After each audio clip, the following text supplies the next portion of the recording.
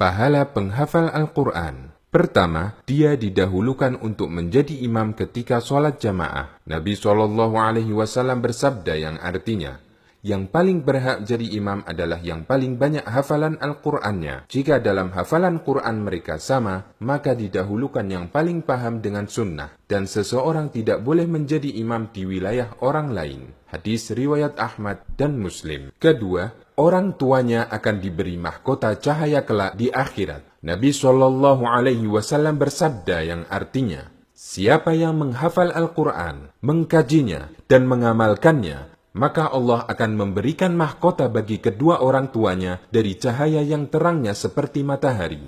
Dan kedua orang tuanya akan diberi dua pakaian yang tidak bisa dinilai dengan dunia. Kemudian kedua orang tuanya bertanya, mengapa saya sampai diberi pakaian semacam ini? Lalu disampaikan kepadanya, disebabkan anakmu telah mengamalkan Al-Quran. Hadis riwayat Hakim. Ketiga, diutamakan untuk menjadi pemimpin jika dia mampu memegangnya. Nabi SAW bersabda yang artinya, sesungguhnya Allah mengangkat sebagian kaum berkat Al-Quran, dan Allah menghinakan kaum yang lain juga karena Al-Quran. Hadis riwayat Ahmad dan Muslim. Keempat, kedudukan hafidh Al-Quran di surga sesuai banyaknya ayat yang dia hafal. Nabi SAW bersabda yang artinya, ditawarkan kepada penghafal Al-Quran, baca dan naiklah ke tingkat berikutnya. Baca dengan tartil sebagaimana dulu kamu mentartilkan Al-Quran ketika di dunia, karena kedudukanmu di surga setingkat dengan banyaknya ayat yang kamu hafal. Hadis riwayat Abu Dawud dan Turmudi. Kelima,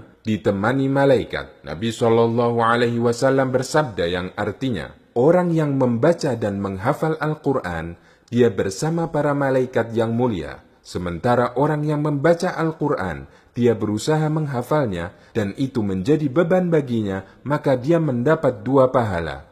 Hadis riwayat Bukhari. Keenam, di akhirat akan diberi mahkota dan pakaian kemuliaan. Nabi SAW bersabda yang artinya, Al-Quran akan datang pada hari kiamat. Lalu dia berkata, ya Allah, berikan dia perhiasan. Lalu Allah berikan seorang hafidh Al-Quran mahkota kemuliaan. Al-Quran meminta lagi, ya Allah, tambahkanlah untuknya. Lalu dia diberi pakaian perhiasan kemuliaan. Kemudian dia minta lagi, ya Allah, ridhoi dia. Allah pun meridhoinya.